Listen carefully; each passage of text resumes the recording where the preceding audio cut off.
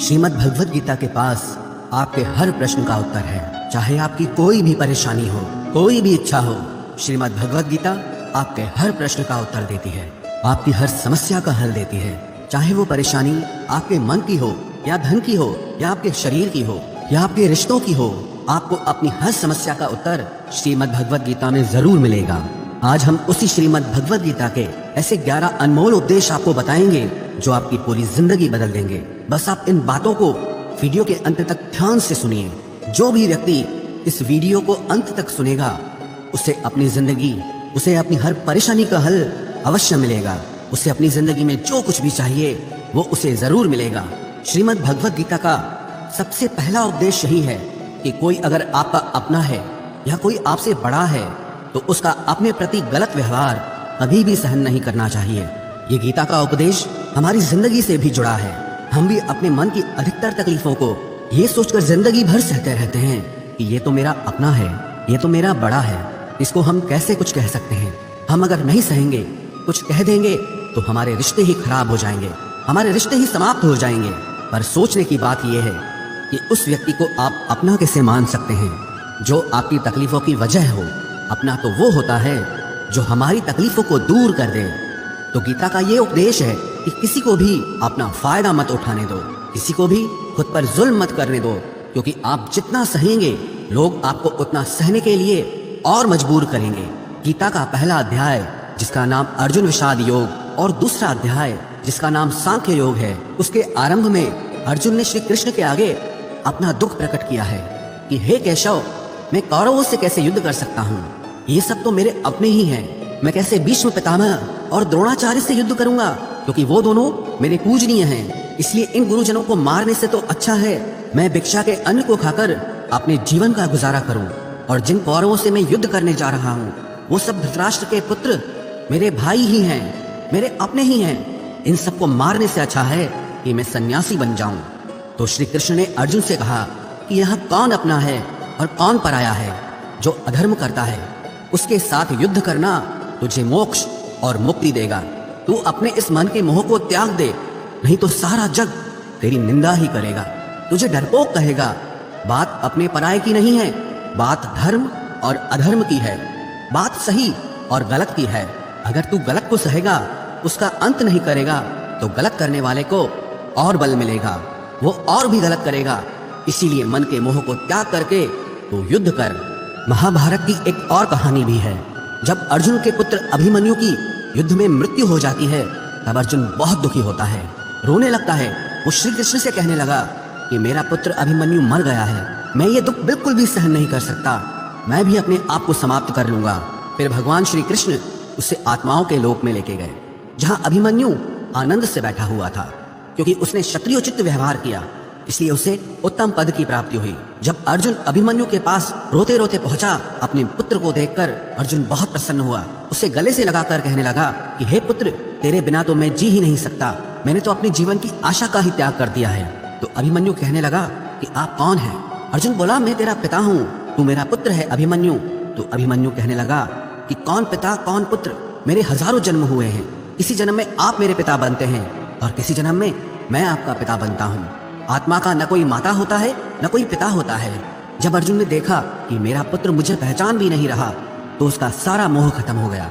इसलिए गीता के इस उपदेश को ठीक से समझ लो कि यहाँ कोई अपना पराया नहीं है। जो बुरे वक्त में, तकलीफ के वक्त में हमारा साथ दे, सिर्फ वही हमारा अपना है, बाकी सब पराये हैं। गीता का दूसरा उपदेश यह है कि जो चला गया है कभी उसका दुख मत करो, और जो आने वाला है उसकी बिल्कुल भी चिंता मत करो। जब महाभारत का युद्ध चल रहा था तब अर्जुन ने श्री कृष्ण से कहा कि अगर यह युद्ध हुआ तो करोड़ों लोग मारे जाएंगे। जो सैनिक और योद्धा इस युद्ध में मारे जाएंगे उनकी स्त्रियों का क्या होगा, समाज कैसे आगे बढ़ेगा, और भी बहुत सी बातें अर्जुन ने विस्तार से कही हैं। तो भगवान श्री कृष्ण ने कहा, अशोचा नन्व शोचस्त्वम प्रज्ञावादांश भाषसे गतासून अगतासूश्च नानु शोचंति पंडिताः। श्री कृष्ण बोले, हे अर्जुन, तू बड़ी बड़ी ज्ञानियों जैसी बातें करता है, लेकिन जो सच में ज्ञानी होता है, वो जो लोग मर चुके हैं, जा चुके हैं या एक दिन जाने वाले हैं, उनकी चिंता नहीं करता है, उनका दुख नहीं करता है। तेरे हाथ में कुछ भी नहीं है, तू चाह कर भी कुछ कंट्रोल नहीं कर सकता। जीवन और मरण ये तो प्रकृति की नियति है। इसीलिए जो ज्ञानी होता है वो किसी के मरने पर भी रोता नहीं है। ज्ञानी जन ना ही बीते हुए कल का शोक करते हैं और ना ही आने वाले कल की चिंता करते हैं। इसीलिए जो होने वाला है वो होकर ही रहता है और जो नहीं होने वाला है वो कभी नहीं होगा। ऐसा निश्चय जिसको समझ में आ जाता है, जिसकी बुद्धि में आ जाता है, उसे कभी कोई चिंता नहीं सताती, कोई दुख नहीं सताता। हमारे सारे दुखों का कारण ही यही है। या तो हम जो वक्त गुजर चुका है उसे सोच सोचकर परेशान होते रहते हैं, या भविष्य की चिंता कर करके खुद को बीमार कर देते हैं, नष्ट कर देते हैं। गीता का ज्ञान हमें यही सिखाता है कि ना तो हम बीता हुआ कल बदल सकते हैं और ना ही आने वाले कल पर कंट्रोल कर सकते हैं। हमारे हाथ में सिर्फ वर्तमान है, सिर्फ आज का ही पल है। हमारा 98% तनाव और चिंताएं भूतकाल और भविष्यकाल के बारे में सोचते रहने से होता है। हम हमेशा उसी में ही जीते रहते हैं, मगर वर्तमान में कभी नहीं जीते, इस पल को कभी नहीं जीते। जब आप वर्तमान का पूरा आनंद लेना सीख जाओगे तभी आपकी जिंदगी से तनाव कम होगा, चिंताएं खत्म होगी। वर्तमान में जीना एक बहुत बड़ी उपलब्धि है। हमारे हाथ में भी सिर्फ आज का ही पल है। हमें जो भी करना है आज ही करना है। कभी भी ये सोचकर समय को नष्ट नहीं करना चाहिए कि अभी मेरे पास बहुत समय बचा है। एक गुरुजी ने अपने एक शिष्य को पारस का पत्थर दिया। उनका वो शिष्य बहुत आलसी था, हर काम को कल पे टाल देता था। तो गुरुजी ने उससे कहा कि मैं तुझे ये पारस पत्थर दे रहा हूँ। इस पारस पत्थर से जब तू लोहे को स्पर्श कराएगा तो वो लोहा स्वर्ण बन जाएगा, सोना बन जाएगा। और ये पारस पत्थर मैं तुझे 1 महीने के लिए दे रहा हूँ।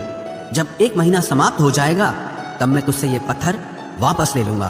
तब तक तू इस पत्थर को अपने पास ही रख। गुरुजी का वो शिष्य बाजार में लोहा खरीदने के लिए गया। जब बाजार में वो लोहा खरीदने पहुंचा तो उसे लोहे का वो रेट बहुत महंगा लगा। उसने कहा थोड़े दिन रुक के ले लूंगा, जब लोहे का रेट कम हो जाएगा। पर उसकी बुद्धि में ये बिल्कुल नहीं आया कि इस लोहे को मैं सोना बनाकर बहुत अधिक धन बना सकता हूँ।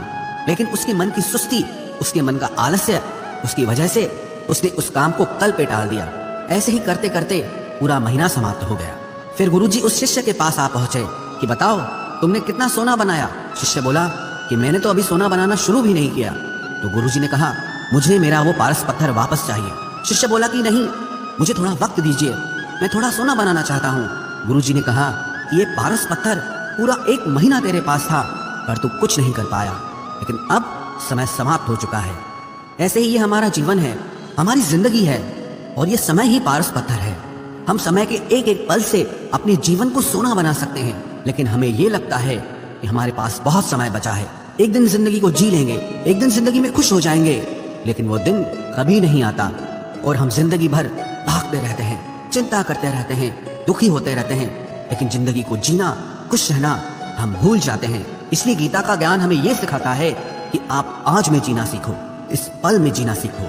गीता का तीसरा उपदेश यह है कि मौत से डरना बिल्कुल व्यर्थ है। श्री कृष्ण ने गीता में कहा है कि यह संसार मृत्यु लोक है, जिसका भी जन्म हुआ है वो एक दिन जरूर मर जाएगा, जिसका आरंभ हुआ है उसका अंत अवश्य होगा। हम इसे रोक नहीं सकते। जैसे हम रोज कपड़े बदलते हैं वैसे ही हमारी आत्मा नया शरीर धारण करती है। मृत्यु सिर्फ इस जीवन का एक नया आरंभ है, इस जीवन का अंत नहीं है। आत्मा कभी नहीं मर सकती और ना ही उसे कोई मार सकता है, लेकिन मौत का डर मनुष्य को सबसे ज्यादा लगा रहता है। मौत का दुख भी इंसान को सबसे ज्यादा होता है। एक पेड़ में 2 पक्षियों का जोड़ा रहता था। उन दोनों को एक दूसरे से बहुत प्रेम था। उन्होंने साथ जीने मरने की कस्में खाई थी। एक दिन वहां एक शिकारी आया और उसने एक तीर चलाकर वहां पेड़ पर बैठे मादा पक्षी को मार दिया। तो वो अकेला नर पक्षी रोने लगा कि मैं तुम्हारे बिना कैसे जी पाऊंगा, तुम्हारी जगह मेरी मृत्यु आ जाती, मेरा जीवन तुमको मिल जाता। वो रो रो के बहुत विलाप करने लगा। इतने में ही उस शिकारी ने दूसरा तीर चलाया और उस नर पक्षी को भी मार दिया। वास्तविकता में ये कहानी हमारी ही है। हम भी रोते रहते हैं जब कोई मरता है तो, लेकिन हमें ये नहीं पता कि एक न एक दिन हमारा भी जीवन समाप्त हो जाएगा। हम भी उसी मृत्यु के पेड़ पे ही बैठे हैं, लेकिन शरीर का मिटना हमारा अंत नहीं है। श्री कृष्ण ने अर्जुन से कहा कि हे अर्जुन, तेरे और मेरे अनंत जन्म हुए हैं, तुझे कुछ भी याद नहीं है, लेकिन मुझे सब याद है। जो व्यक्ति इस सत्य को समझ ले कि मैं यहाँ इस संसार में कुछ समय के लिए आया हूँ, उसकी जिंदगी के सारे झगड़े, सारे दुख, सारी चिंताएं ही समाप्त हो जाएंगी। जब इस संसार से जाना ही है तो दुख इस बात का, पहले के जमाने में साधु महात्मा लोग पैदल यात्रा करते थे। यात्रा करते करते वो एक नगर में पहुंचे। वो महात्मा बहुत थक चुके थे। उस नगर में उन्होंने एक महल देखा और उन्होंने उस महल में जाकर विश्राम करने का सोचा और वो महल में जाकर सो गए। जब उस महल में वहां का राजा पहुंचा तो अपने पलंग पर उस महात्मा को सोता देखकर बहुत हैरान हो गया। राजा उस महात्मा से पूछने लगा कि तुम मेरे महल में कैसे घुस आए और मेरे बिस्तर पर सो रहे हो? महात्मा कहने लगा, ये तुम्हारा महल है, मुझे तो लगा ये धर्मशाला है। तो राजा ने कहा, आपको मेरा महल धर्मशाला कैसे लगा? तो महात्मा ने राजा से प्रश्न किया कि तुमसे पहले इस महल में कौन रहता था? तो वो राजा बोला कि मुझसे पहले मेरे पिता यहाँ पर रहते थे और उससे पहले मेरे दादाजी यहाँ पर रहते थे। तो महात्मा ने फिर प्रश्न किया कि क्या तुम इस महल में हमेशा रहोगे या तुम्हारे बाद कोई और रहेगा? तो राजा कहने लगा कि मेरे बाद मेरा पुत्र इस महल में रहेगा। तो महात्मा राजा से कहने लगे कि जिस जगह पर रहने वाले बार बार बदल जाते हो उसे घर कैसे कह सकते हो? वो तो धर्मशाला ही है। इसीलिए तेरे महल को धर्मशाला समझकर मैं इसमें रात बिताने के लिए आ गया। धर्मशाला जान जग को, जीव सब मेहमान है, मोह किससे मत करो, सब स्वप्न का सामान है। यदि हम भी इस बात को समझ लें कि हम यहाँ कुछ समय के लिए आए हैं, आनंद करने के लिए आए हैं, खुश रहने के लिए आए हैं, तो हमारे सारे दुख ही समाप्त हो जाएं। जब हम अपना मोह यहाँ जमा लेते हैं, अपना दावा यहाँ जमा लेते हैं कि ये मेरा है, इसे मैं छोड़ नहीं सकता, इसके बिना मैं जी नहीं सकता, तो हमारा जीवन दुखों से भर जाता है। इसलिए जीवन में मृत्यु का भय त्याग करके जीवन का प्रतिपल आनंद लेना चाहिए। गीता का चौथा उपदेश, मन और विचारों को कंट्रोल किए बिना जीवन में कभी शांति और सुकून मिलने वाला ही नहीं है। अर्जुन ने श्री कृष्ण से कहा कि मेरा मन सही गलत सब कुछ जानता है, फिर भी मेरे विचार और मेरा मन मुझसे कंट्रोल नहीं होता। मैं जो करना चाहता हूँ वो कर नहीं पाता हूँ और जो नहीं करना चाहता हूँ वो मेरा मन मुझसे जबरदस्ती करवाता है। इसीलिए मैं बेचैन हो गया हूँ, मुझे शांति प्राप्त नहीं हो रही। तो श्री कृष्ण ने अर्जुन से कहा, उसके लिए तुझे अपने मन और विचारों से डिटैच होकर अपने मन और विचारों को सही दिशा में ले जाने की प्रैक्टिस करनी होगी, अभ्यास करना होगा। और ये एक दिन का काम नहीं है।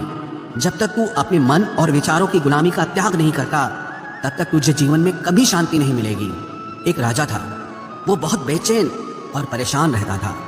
एक दिन वो अपने गुरुजी के पास गया और उनसे कहने लगा कि मेरा मन बहुत बेचैन है, मैं बहुत परेशान हूँ, मैंने पूरे संसार को जीत लिया है, सब कुछ है मेरे पास, पर मैं खुश नहीं हूँ, मेरे मन में सुकून नहीं है, शांति नहीं है। तो गुरुजी ने राजा से कहा कि तुम्हारे नगर में अगर कोई ऐसा व्यक्ति है जिसने सुकून को प्राप्त कर लिया है, शांति को प्राप्त कर लिया है, तुम उसका एक बार कुर्ता पहन लो तो तुम्हारे जीवन में भी शांति आ जाएगी। राजा बहुत प्रसन्न हो गया कि ये तो बहुत आसान काम है। वो अपने राजमहल में आया और राजसभा में वो सबसे कहने लगा कि आप लोगों में से जो भी शांत हो चुका हो, जिसे सुकून मिल गया हो, वो अपना कुर्ता मुझे दे दे, वो बदले में जितना भी धन मांगेगा मैं उसे दे दूंगा। सब लोग एक दूसरे का मुंह देखने लगे। पैसों का लालच आया, लेकिन सबको एक दूसरे की सच्चाई पता दी, क्योंकि किसी की जिंदगी में भी शांति और सुकून नहीं था। सब अपना सर झुकाकर वहां पर खड़े हो गए। फिर उस राजा ने पूरे नगर में ढिंढोरा पिटा दिया कि जिसे भी शांति प्राप्त हो चुकी हो, सुकून प्राप्त हो चुका हो, वो मेरे पास आकर अपना कुर्ता दे दे, वो जितना कहेगा उसे उतना ही धन दिया जाएगा।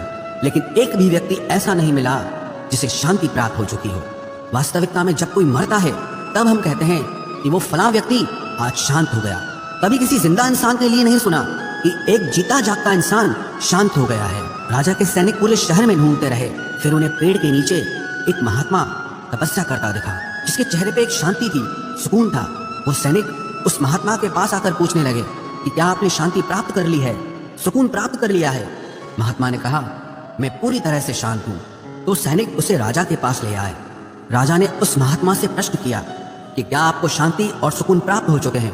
वो महात्मा कहने लगे, महाराज मैं पूरी तरह से शांत हूँ, मुझे कोई चिंता नहीं, मुझे किसी चीज की लालच नहीं, मुझे कोई इच्छा नहीं है। तो राजा भी बहुत प्रसन्न हो गए कि आखिर वो व्यक्ति मिल ही गया जिसे शांति की प्राप्ति हो चुकी है, जिसे सुकून प्राप्त हो चुका है।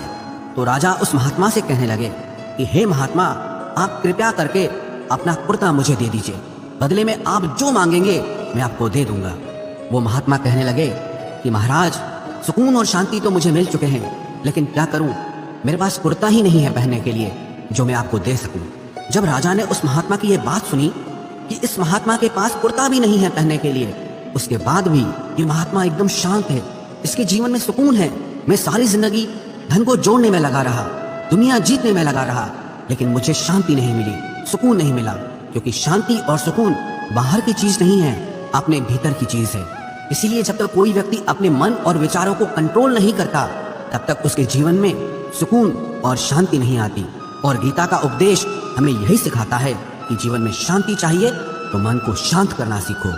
गीता का 5वां उपदेश यह है कि वासना, क्रोध और लालच सर्वनाश का कारण है, नर्क का द्वार है। जिस भी मनुष्य में ये 3 अवगुण होते हैं, वो हमेशा दूसरों को दुख पहुंचाकर अपने ही सुख और स्वार्थ की पूर्ति करता रहता है। किसी भी चीज की हद से ज्यादा वासना करना और क्रोधी स्वभाव होना और मन में लालच होना उसके जीवन के सुख को समाप्त कर देते हैं, उसके सारे रिश्तों में जहर भर देते हैं। इन्हें नर्क का द्वार इसीलिए कहा गया है क्योंकि जिस इंसान में अत्यधिक क्रोध है, लालच है, वासना है, उसका पूरा जीवन जहर से भर जाता है। उसको मरने के बाद नहीं, जीते जी यहीं पर नर्क का दर्शन होता है। गीता का 6वां उपदेश यह है कि सब भगवान एक ही हैं, कोई छोटा बड़ा नहीं है। सब एक परब्रह्म परमात्मा के अलग अलग रूप और नाम है। श्री कृष्ण ने गीता के 10वें अध्याय विभूति योग में बताया है कि जितने भी जगत के देवी देवता हैं, वो सब मेरी ही विभूति है। मैं ही शिव हूँ, मैं ही इंद्र हूँ, मैं ही यक्षराज कुबेर भी हूँ, मैं ही अग्निदेव हूँ, देवताओं के गुरु बृहस्पति भी मैं हूँ, समुद्र भी मैं ही हूँ, अक्षरों में ओम भी मैं ही हूँ, काल का महाकाल भी मैं ही हूँ, सारे जगत का नाश, उत्पत्ति और पालन करने वाला भी मैं ही हूँ। श्री कृष्ण ने अर्जुन से कहा कि मेरी विभूतियों का कोई अंत नहीं है, इसलिए सब भगवान, सब नाम, सब देवता मेरे ही रूप हैं। इसीलिए तो किसी भी देव या ईश्वर में कभी भेद बुद्धि मत करना, कभी किसी को छोटा बड़ा मत समझना। और गीता का उपदेश हमें ये सिखाता है कभी भी किसी दूसरे के इष्ट को छोटा नहीं समझना चाहिए, या इस बात पर झगड़े फसाद नहीं करने चाहिए कि कौन बड़ा है और कौन छोटा है। गीता का 7वां उपदेश ये है, सुख की इच्छा ही आखिर में हमारे दुखों का कारण बनती है। श्री कृष्ण ने अर्जुन से कहा कि मनुष्य जितना सुखों की लालसा और इच्छा करता है, उतना ही उसकी इंद्रियां सुख भोग में आसक्त हो जाती है, उतना ही इंसान का मन संसार के सुख और आकर्षण का गुलाम बन जाता है। और जितना सुख के पीछे भागेगा, उतना ही उसे दुख के अनुभव से भी गुजरना पड़ेगा, क्योंकि ये संसार का नियम ही है। जो चीजें शुरू में मन को बहुत आकर्षित करती हैं, बाद में बहुत दुख देती हैं, और जो चीजें शुरू में मुश्किल लगती हैं, कठिन लगती हैं, बाद में हमें बहुत काम आती हैं। गीता का 8वां उपदेश यह है, जो भी मनुष्य दुनिया के सारे सहारे छोड़कर सिर्फ भगवान को ही अपना सहारा मान लेता है, उसकी हर जरूरत वो ईश्वर पूरी करता है, उसकी हर प्रकार से रक्षा वो परमात्मा ही करता है। अनन्याश्चिन्तयो माम ये जनाः पर्युपासते तेषां नित्याभियुक्तानां योगक्षेमं वहाम्यहम्। जो भी व्यक्ति मुझे ही अपना सहारा मानता है, उसका योगक्षेम मैं वहन करता हूँ। योगक्षेमं वहाम्यहम् अर्थात जो चीज नहीं मिली है उसकी प्राप्ति कराना उसका नाम योग है, और जो चीज जीवन में मिली हुई है उसकी रक्षा करना उसका नाम क्षेम है। तो श्री कृष्ण कहते हैं, जो मुझ पे डिपेंड हो जाते हैं, उनको जो चाहिए वो मैं जरूर देता हूँ, और उनकी हर प्रकार से मैं रक्षा भी करता हूँ। गीता का 9वां उपदेश यह है कि इस संसार में हमारा कुछ भी नहीं है। गीता सार में आपने कई बार सुना होगा कि तुम्हारा क्या गया जो तुम रोते हो, तुम क्या लाए थे जो तुमने खो दिया, तुमने क्या पैदा किया जो नष्ट हो गया, तुमने जो लिया यहीं से लिया, जो कुछ भी दिया यहीं पर दिया। जो आज तुम्हारा है कल किसी और का होगा, क्योंकि परिवर्तन इस संसार का नियम है। कल तक जिसके बिना आप जी नहीं सकते थे, आज उनसे कोई रिश्ता ही नहीं है, बातचीत तक नहीं है। कहाँ गए वो जीवन भर के सारे रिश्ते, वो सारे मित्र जो साथ जीने मरने की बातें करते थे, आज पता भी नहीं कि वो लोग कहाँ चले गए। ये संसार परिवर्तनशील है, सब लोग यहाँ बदल जाते हैं, हर रिश्ता बदल जाता है, और तो और ये हमारा शरीर भी हर दिन बदल रहा है। बचपन से जवानी, जवानी से बुढ़ापा, और एक दिन ये शरीर हमारा साथ छोड़ देता है। तो किसके लिए रोना और किसकी चिंता करना। हम सारी जिंदगी चीजों को, रिश्तों को, जिंदगी को बनाने में, सजाने में, संवारने में लगे रहते हैं, लेकिन एक दिन सब कुछ बिखर जाता है। सारी जिंदगी जिस संपत्ति, जिन रिश्तों के लिए हम लड़ते रहते हैं, एक दिन सब कुछ छोड़ करके हमें इस दुनिया से जाना पड़ता है। गीता का 10वां उपदेश हमें यह सिखाता है कि किसी से भी हद से ज्यादा मोह कभी मत करना। श्री कृष्ण ने गीता का पूरा ज्ञान ही अर्जुन के मोह को नष्ट करने के लिए कहा है। ये मोह ही है जो इंसान को सबसे ज्यादा रुलाता है। मोह इतना बलवान है कि शेर जैसे इंसान को भी गीदड़ बना देता है। जो अर्जुन युद्ध में देवताओं से भी जीत गया, पर अपने रिश्तेदारों को युद्ध में देखकर उसका हाथ कांपने लगा। वो बोला, हे केशव, मेरे हाथ में धनुष पकड़ने की ताकत भी नहीं बची है, मेरे हाथ कांप रहे हैं, मैं युद्ध नहीं कर पाऊंगा। ये मोह इतना पेनफुल होता है जिसकी पीड़ा ना सह पाने के कारण कई लोग अपनी जिंदगी खत्म कर देते हैं, आत्महत्या तक कर लेते हैं कि उस व्यक्ति के बिना हम जी नहीं पाएंगे। जीवन में किसी से भी हद से ज्यादा मोह करोगे तो जीवन भर पीड़ा का ही सामना करना पड़ेगा। जो व्यक्ति अपने मोह से बाहर नहीं आता, उसका सब कुछ उससे छिन जाता है, उसकी सारी खुशी खत्म हो जाती है। इसीलिए गीता का ज्ञान बार बार यही सिखाता है कि अपने मन के मोह को त्याग करके आप बलवान बनो, बुद्धिमान बनो, सत्य के दर्शन करो कि वास्तविकता क्या है। क्योंकि हमारा मोह हमें हमेशा झूठ ही दिखाता है, झूठ पे ही विश्वास दिलाता है और दिल में झूठी उम्मीदें जगाता है। और ये ही हमारे दुखों का सबसे बड़ा कारण है। हम ही मोह कर लेते हैं, हम ही लोगों से उम्मीदें लगा बैठते हैं, पर वास्तविकता बिल्कुल अलग होती है। लोग वैसे नहीं होते जैसे हम मान लेते हैं, जैसा हम समझ लेते हैं। क्योंकि मोह के कारण हमें सच्चाई नहीं दिख पाती, लोगों का असली चेहरा नहीं दिख पाता। इसीलिए गीता का उपदेश हमें यह सिखाता है कि जीवन में अगर आनंद और प्रसन्नता से रहना है तो किसी में भी हद से ज्यादा मोह कभी मत करना। गीता का 11वां उपदेश ये है कि इस दुनिया में अगर आए हो तो दुख तो मिलेगा ही मिलेगा। दुख से कभी घबराना मत, दुख से कभी डरना मत। श्री कृष्ण ने गीता में कहा है कि ये संसार दुखालयम अशाश्वतम है, अर्थात ये संसार दुखों का घर है। जैसे औषधालय में औषधि मिलती है, पुस्तकालय में पुस्तकें मिलती है, चिकित्सालय में चिकित्सा होती है, वैसे इस संसार को भी श्री कृष्ण ने एक नाम दिया है, दुखालय, जहां पर दुख मिलता हो। दुख तो यहाँ हर किसी के जीवन में आता ही है, लेकिन अगर दुख आया है तो सुख भी आएगा। इसीलिए दुख से कभी डरना नहीं चाहिए, क्योंकि ये संसार दुखालय भी है और अशाश्वत भी है। अशाश्वत का मतलब ही यही होता है कि यहाँ परमानेंट कुछ भी नहीं है, यहाँ सब कुछ बदल जाता है। दुख सुख में बदल जाता है और सुख दुख में बदल जाता है। सम्मान अपमान में और अपमान सम्मान में बदल जाता है। खुशी दर्द में और दर्द खुशी में कभी भी बदल जाती है। जीत हार में और हार जीत में जहाँ कभी भी कुछ भी बदल सकता है।